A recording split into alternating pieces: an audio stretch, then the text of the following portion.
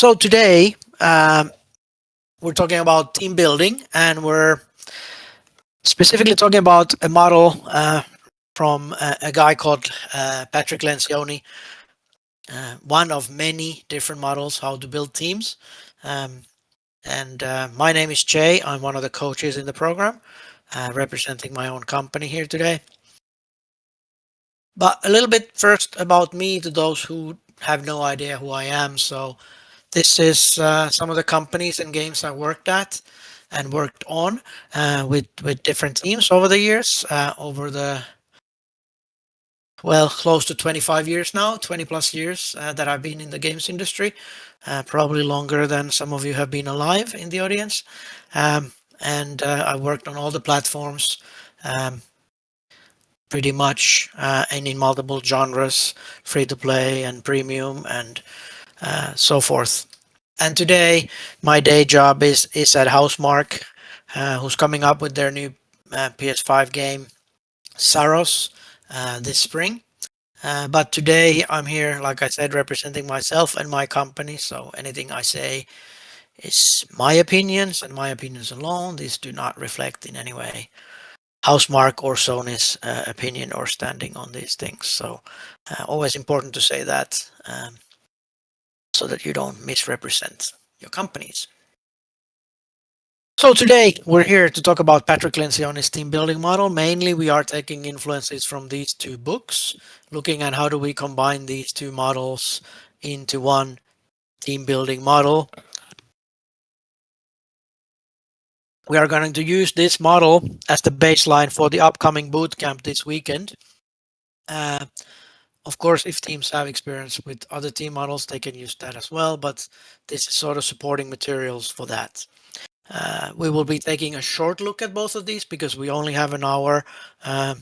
This could be a multi-hour lecture or lecture series. So if there's a lot of popular demand from the primary audience, which is the incubation program, then the involved people who are participating in that, please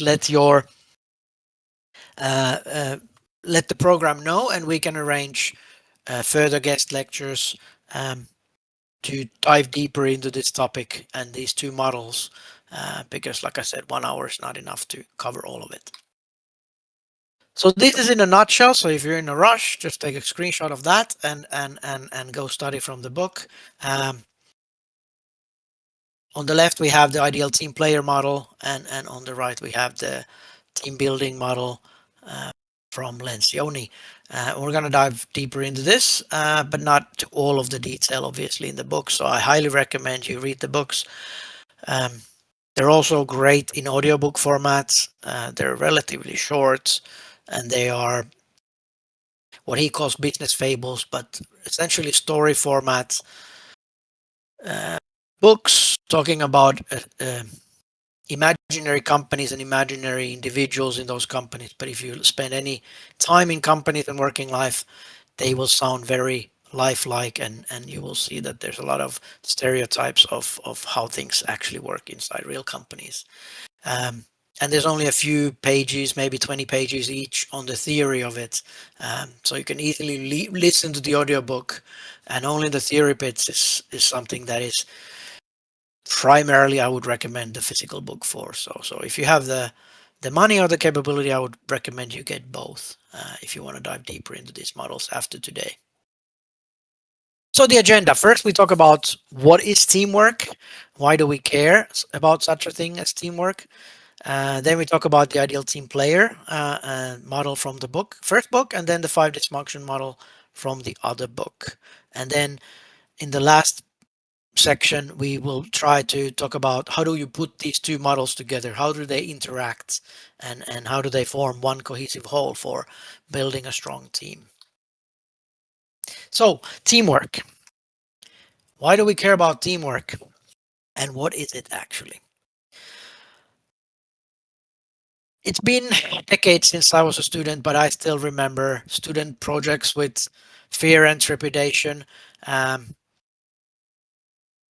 it's especially true this model in student teams, but also in working life. There's different roles The workload is not spread evenly, and whether there is an officially assigned boss or not, somebody always is trying to do that. So Batman is stealing the glory, while really it's the Wonder Woman that keeps the team together. And at the end of the day, Superman does most of the work because they have the superpowers that far supersedes everybody else's. And somebody's just hanging around along and trying to get a good grade from the program with minimal work, while some students are really putting all in to make it a success. But it's good to remember in student projects that the main goal is not to finish the project, but the main goal is to actually learn from the experience. So if you skimp on those student experiences, you're just gonna not get the learnings that you would if you really apply yourself to those. And in working life, of course, um, if you keep doing this, your teammates won't really like you, and ultimately, you will probably not have a very long career in the company. So you should take teamwork seriously, and understand that not as any individual in a team can fully control what the team is doing. It has to be about the teamwork.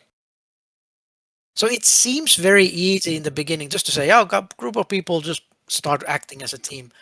But unfortunately, with decades of experience, I can say even professional teams tend to suck at it. It's actually very hard. Um, One of those many things in life that are easy to learn, but very hard to master. Why do we care about it? Well, I tend to agree with Patrick Lencioni when he says that it is one of those sustainable competitive advantage things, that if you can really build good teamwork, then you can have this advantage over your competitors in your industry. Um, and why does it remain largely untapped? Well, it's because what we just said, how hard it actually is to get there. So if you put in the effort and you can get there, you already have a leg up on most teams in games industry or any industry at large. So what is a sustainable competitive advantage? I like to look at dictionary definitions and history of words to really understand what they mean, as well as the jargon way that we use them. And if we look at a dictionary definition, it's about the long period of time and maintaining that advantage. So it's not a flash in the pan, but it's something that if you invest into it, it will pay dividends long into the future. So that's why we're talking about this as you start your journey in the incubation program. So what is a team? Well, I think a team is a small number of people. It's very The larger the group gets after a certain point, it becomes harder and harder to truly be a team.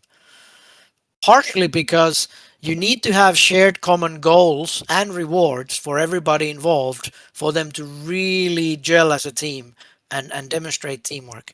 If everybody has their individual goals but there's no shared common goal, the teamwork just doesn't happen. It's a bunch of individuals working as a group in parallel to each other instead of working as a team together.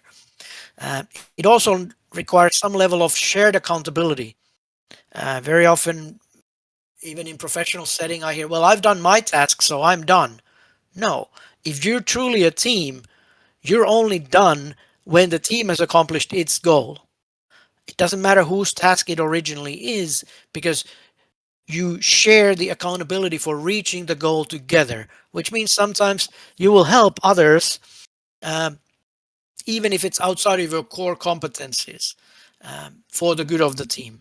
And the greater good of the group needs to go above your own personal needs and desires for it to really become a team. And that's probably the hardest thing here, because we do tend to be egocentric and selfish and self motivated to some degree, as people.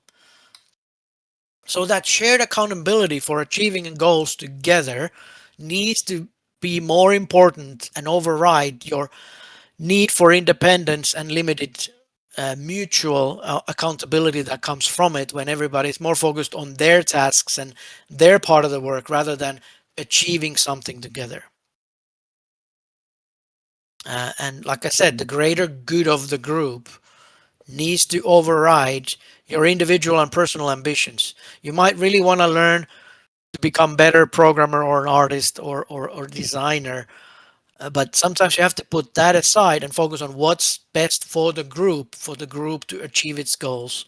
If you want to build a good game, if you want to build a successful game company as part of this program, or at any point in your career in the future. And that requires some level of altruism and empathy and sympathy for the group, um, which some of you are probably still in the process of growing as human beings to really be able to do that. But that's one of the challenges why teamwork is so hard to really achieve. And so you have to ask yourselves and your teammates that you form teams with in this program is, are we ready to make the investment needed to get there?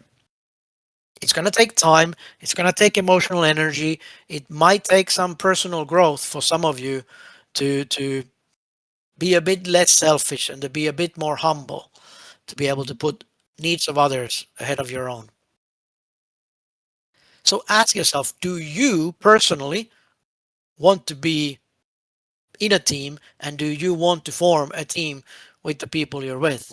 Because if the answer is not yes to both, we can see from the first batch that started last year that that will in- highly increase the likelihood of your team failing in this program. So take it seriously and look in the mirror and think about this. We can help you become a team if you have the desire to get there, right? But if you don't want to get there, then there's nothing me or Mona or any of the other coaches can do to help you get there. So it has to start from within you. So enough about teamwork and the importance of it at a high level. Is there any questions at this point before we dive into the first of these two models that we're going to talk about today? No questions? All right.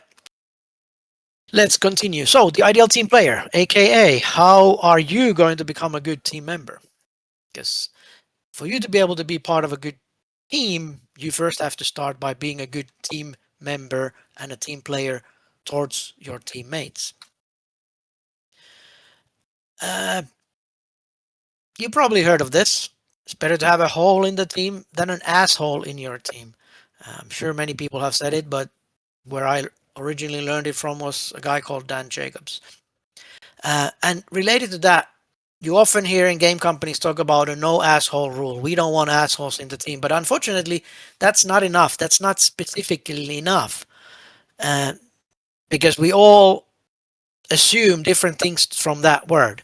And we have different idea what that means. So the person who's going to tell you that they don't want any assholes in the team might seem like an asshole to you in the way that they are interacting with you. But knowing that, you have to find some way to get the right people on the bus. And another great book, another great business author, Jim Collins, talks about this in his book, Good to Great. Getting the right people on the bus, using that metaphor of the bus is your company or the bus is your team. And you have to get the right people on the bus, which means being selective of who you let in, but also if the people are not working out, finding ways to get them off the bus for the good of the team and the whole. The team is always more important than any one individual, including yourself, in that team. And this brings us to the ideal team player model. This is a graph from the books or from Lencioni's official materials. And there's these three aspects: the humble, hungry, and smart that he talks about. And he has these different profiles of people, such as the pawn and the bulldozer and the charmer, that are demonstrating some of these values, but all of them, and they're not in the right balance. And he talks about in the book about some of the good and the bad that comes with these stereotypical behaviors, and how to deal with those. But the idea of the book is that if you have the right balance combination of the all three, you get to the middle of the graph and you become an ideal team player that you're good to work with. And if everybody in the team gets closer and closer to that ideal model, um, then overall the team will become stronger just by that. Even if you do nothing else for your team building, if everybody in the team works together and acts and treats others in a way that is beneficial for the team and helps the teamwork, that alone will make your team much better than a team that has some of these um, less balanced individuals that are showing some of these more troubled behaviors in their interactions with their team. I simplify the graph a little and have my own version with three different colors and the mixtures of those.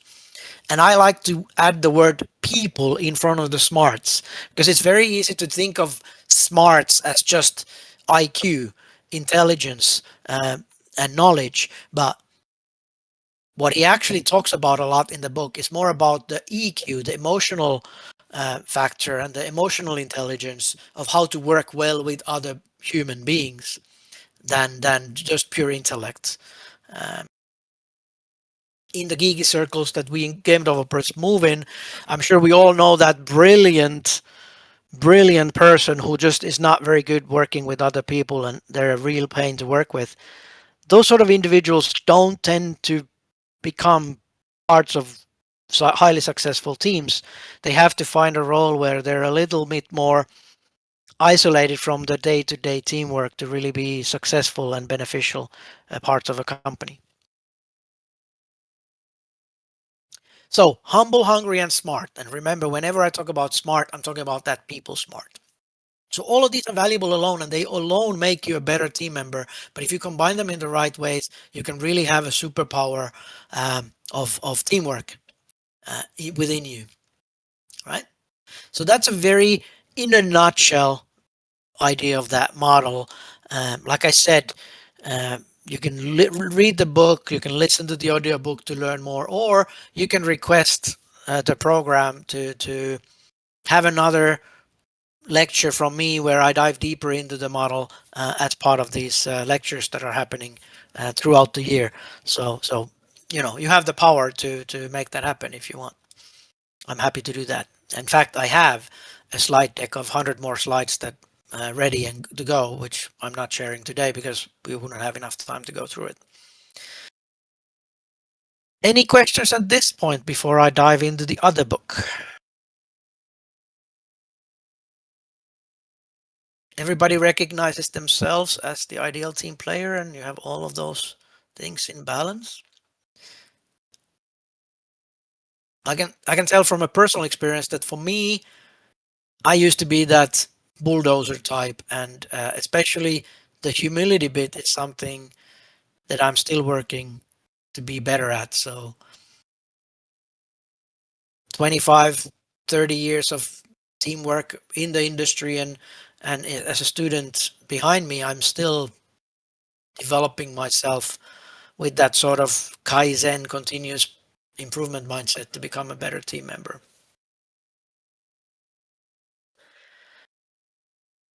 There's a question. If I'm not ideal player, I will only see it in the process.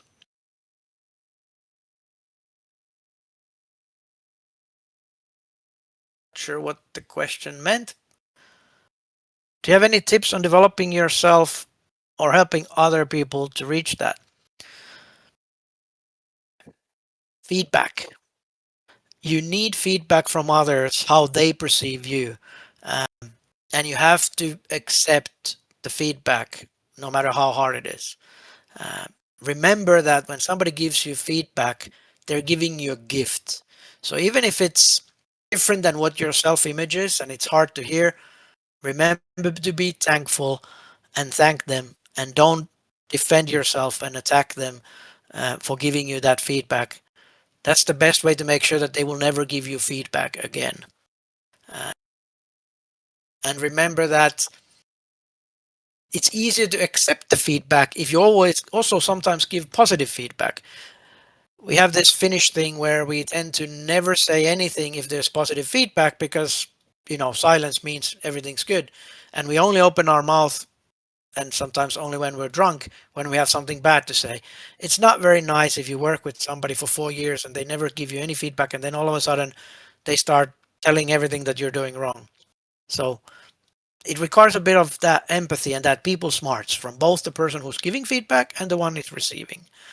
I can tell you that every single one of us have a slightly distorted image of ourselves, uh, and it's not the same image as others see us.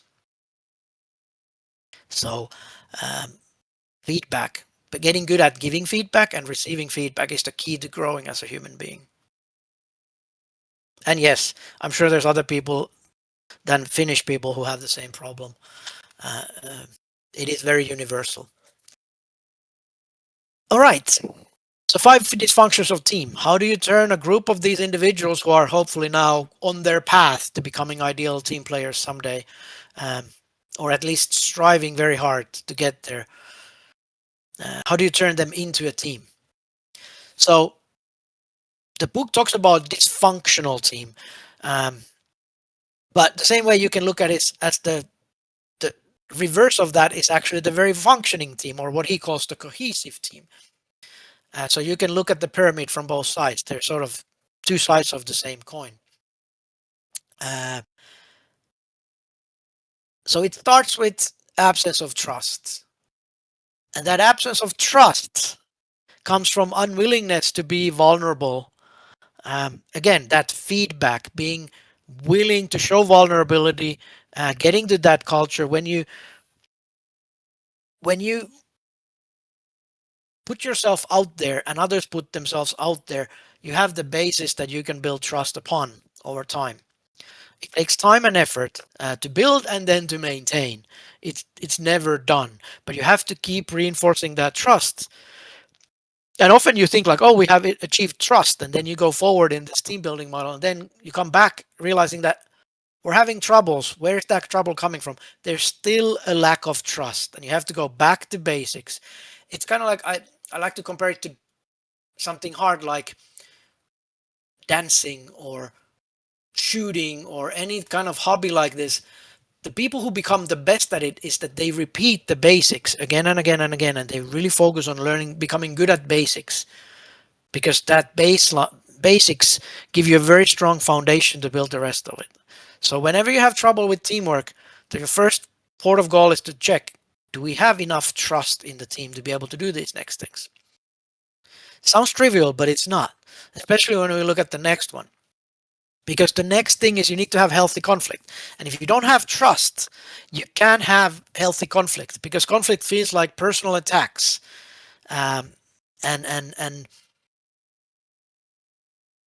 and without that conflict, you can't really get to the bottom of this. You can't, as we say in Finnish, raise the cat to the table, get to the root of the matter and discuss the topics, debate them, um, and get to the best result and decision for the team. If you don't have trust, everybody's sort of holding to their opinions and maybe are unwilling to challenge each other even when they think the other person is wrong. And if you can then have that healthy conflict, without that it's hard to then get real commitment where everybody's committed to the same set of goals, everybody's committed to the same direction and vision for the project. And without that commitment, you can't then have accountability, true accountability, where everybody feels accountable for those shared goals and things that you're trying to achieve as a team. Not just accountability for your own tasks or your part of it, but the overall team ownership of that thing. And without that accountability, it's very hard to get the best results out of the team that you could if you manage to build this thing. I know it all sounds easy and looks deceivingly simple, but I worked years in the industry trying to build these things into teams, and I can tell you that it's a never-ending journey. It's not about the destination, it's about the journey. Even if you get through the pyramid, you then go back to basics and you make them even stronger. in an effort to build even more results in the end. So if we look at the positive side of it, we have trust.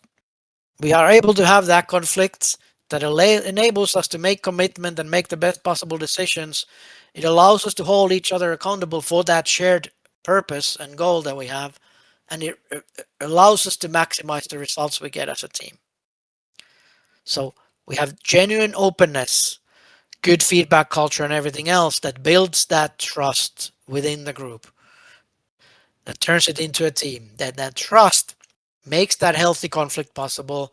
That healthy conflict then makes it possible to get that true commitment, and that commitment enables you to hold each other accountable for that goal and the purpose that you have as a team, which is most likely about making a game or set of games as a team.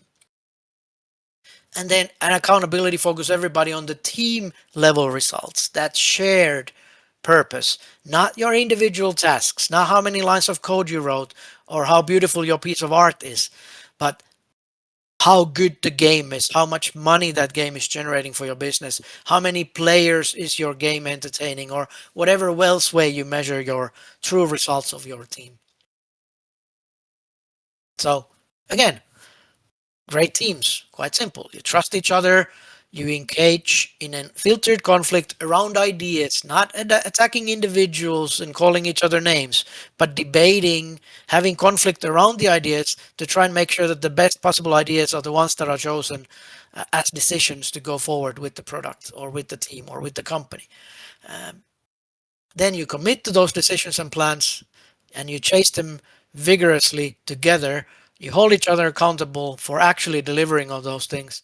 And then you all focus on achieving that collective set of results. Okay? So that's the model in a nutshell. Again, I could give you a multi-hour lecture on all of the nuances of that model, but I urge you to study that a bit yourself and dive deeper. But if nothing else, if that seems very complex, start with the trust.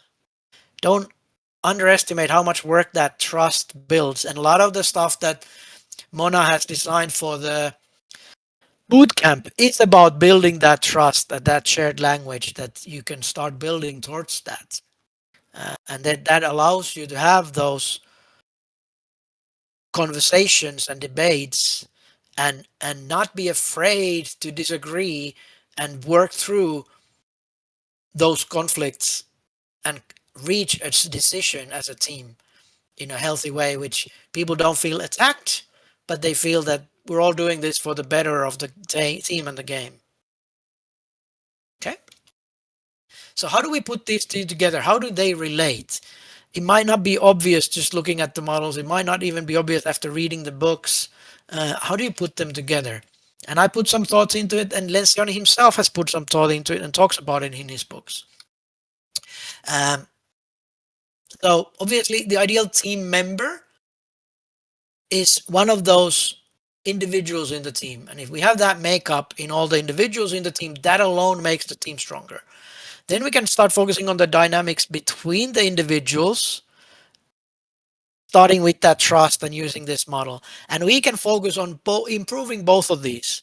Everybody is getting feedback and giving feedback, trying to become a better team member, trying to become a better human being, while working together to build those foundations for a strong team, starting with that trust and conflict.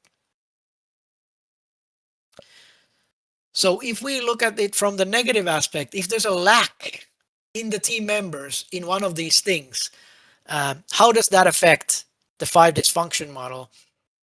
And this might be very good sort of heuristics or a measuring stick to diagnose team problems. So if people have trouble demonstrating vulnerability based trust, it might stem from lack of humility. Their ego might be getting in the way. They're getting that harsh feedback and they're getting defensive and they start acting out and attacking others. Or they're humble in the wrong way and they don't feel like their feedback matters and therefore they don't speak up. Therefore, they don't feel trusted, um, and they're not part of that dialogue. Um, Having wrong kinds of humility, not enough humility or too much humility, might prevent them from engaging in that honest conflict. And their valuable insights and experiences and information and data that they have available to help the team make better decisions is not put forward, and the team results will ultimately suffer for it. Maybe not every time, but if that person continues to not engage in that conflict and that debate and dialogue, then there are going to be times where their very valuable input might be ignored, which is going to lessen their enthusiasm and commitment to the team, and the whole team will suffer. Uh, they will have trouble actually committing to those uh, decisions that don't serve their personal interests. For example, if we decide the art style differently than what the artist would like to develop as their own art skills at the moment, then they're going to have trouble really motivating themselves and putting their best foot forward in making art in the style that was decided upon, because they never they didn't feel that they were heard. They were not part of that commitment process because they were not willing to have that conflict, and that base of that conflict might be because they didn't have the right level of trust to really participate in the process. And it might take a long time to figure out, why is this artist not performing, why are they not engaged, um, and it might come back to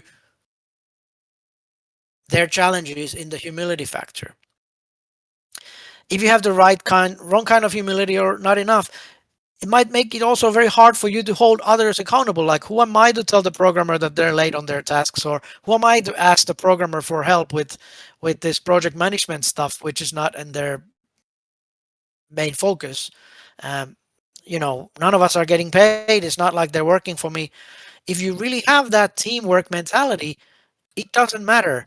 You are all willing to do whatever it takes to make the team successful within the resources you have, within your mental resources and your skill sets and the time that you have available for this, right? So all of these things might come up, and they might all be root cause to the lack of humility or wrong kind of humility in that person. Same thing with that hungerness. If they don't have that hunger to really go after and chase the vision and goals of the game, they might not be so comfortable engaging in conflict because they don't really care about their end results. Maybe something about the game vision isn't gelling with them. Or maybe they're just not right material for a game startup. Maybe they're more want to have an 8 to 4 job in an established gaming studio. But I have to tell you, there's not too many gaming studios who are keen on having employees who just want an 8 to 4 job, especially on the junior end of things. They expect you to have that hunger to learn, to grow, to really chase um, your personal growth, but also the goals of the company, right? So, game industry, not really that place. If you don't have the hunger to really grow and develop yourself and make great games, then you might want to consider some other industry or field where such a commitment and dedication is not a requirement. Um, if they don't have the hunger to really go after the goals, maybe they don't really feel like holding parents accountable for their behaviors or their results, because what does it matter? It's just a game project. Um, and they're not willing to put really themselves on the line to achieve the maximum results for the team. Lack of hunger is usually the least bit worried thing in game industry. I think it's, we have this cheat code. We all gamers, we love games, and we want to make great games, and we want to play great games. So the hunger usually is there. But do they have the hunger for exactly the kind of game that your team is doing? And if they don't have that, they have to speak up, right? And maybe they're just not a fit for the team. And if you find yourself in that position, then having a serious discussion within your team, maybe involving the program and the coaches. Maybe there's a mismatch between the teams. Maybe we need to move some individuals between the teams and rearrange the teams so that we find the right people working together on a game that they can all be fired up about. That still makes business sense in the program sense that at the end of the day we want to create companies and successful businesses out of this, not just cool games, right? This is why EU is putting money. This is why the GAMC and everybody else is involved. They're here to help turn you into entrepreneurs who run your own companies ultimately as an end result of this program, right? And people smart. If hunger is the easiest, I find that this is sometimes the hardest. Like I said, humility is being the hardest for me, but some of us are just very introverted and we are more comfortable being alone and working alone rather than working in teams. And if you're very introverted, it actually takes a lot of energy when you have to interact with other human beings. Whereas if you're more extroverted, you get energy from interacting with other beings. So understanding yourself where you are here and managing that energy levels. And also, if you have that trust, you can have that conversation with your teammates. It's like, hey, this is not really a strength of mine. I'm trying, but I need your help, team, to get better at it, right? So if they're not fully engaged with the entire team building process, this might be the root cause of it. Uh, their level of people smarts or their introverted personality that is hindering that part of their team player profile. Um, they might but not be very tactful. Sorry, in how they engage in the conflict, and they might blurt things out in a way that others might find disrespectful or even offensive. So if you have those discussions early on about how do you build a team and how do you communicate, then you can talk about that. And then people, if they have the context of, oh, this is that kind of person, while it still might feel bad for them, they know where it's coming from. And there's nothing wrong with reminding people every now and then that this is how you communicate and please give me feedback so I can get better at it. It doesn't excuse that sort of way of approaching the conflict, but at least it's more understandable. And then the rest of the team can try to help this person to grow. Because remember, none of us are ever perfectly ideal team players. We all have to, for the rest of our lives, focus on becoming better at it if we really want to become super successful as part of super successful teams, right? And how do you hold each other accountable is also very important. Very important. How do you do it? And again, if you're not being very tactful there, or if somebody's not being very tactful there, it might be because they're lacking in this people smarts aspect of it, right? So you can see that there are certain behaviors that prevent certain parts of this dysfunction model or functional team model, if you want to look at it from the other side. If those five functions are not working, it often leads to the root cause being at one of the team members or multiple team members struggling with some part of their own team player profile. And you might have to work on both in parallel, which is why I say that the trust and the feedback culture, establishing that early, is the key. And expect that you have failures. You're going to have conflicts that turn unhealthy. And then you have to go and diffuse the situation, learn from it, use it as a trust building exercise to become better at the later. Just because you had one bad meeting or some team members ended up shouting at each other, that's not the end of the world. As long as people can put that behind them, can admit that they overreacted or that they were wrong, can apologize, can go back to that trust building and build an even stronger trust base that then allows that to go smoother next time.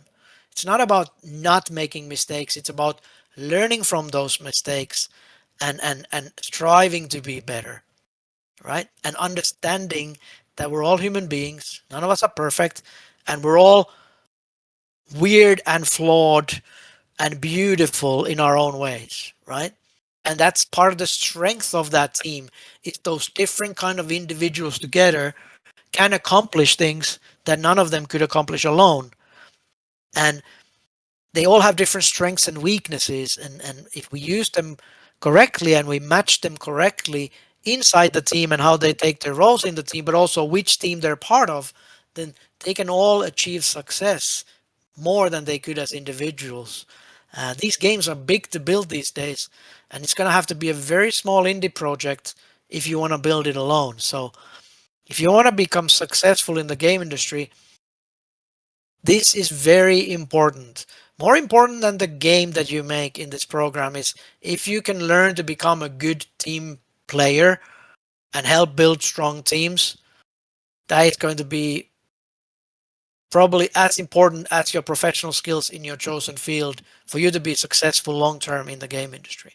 So, focusing on both of these can really lead you on a road to great teamwork.